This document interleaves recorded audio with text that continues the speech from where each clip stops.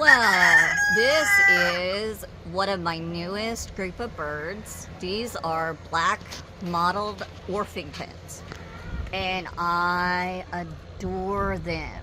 They are just amazing. Most of these are babies. They're not full grown, so they're actual English Orpingtons, which they're really big, really heavy, really chunky. Most of the girls aren't even laying yet. These guys are so cool though. I got 3 roosters, which I always try to get more roosters than you actually think you need, just to be safe.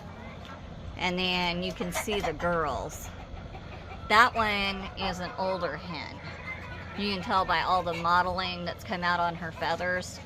The younger ones, I think she might be older too, maybe a year old. So,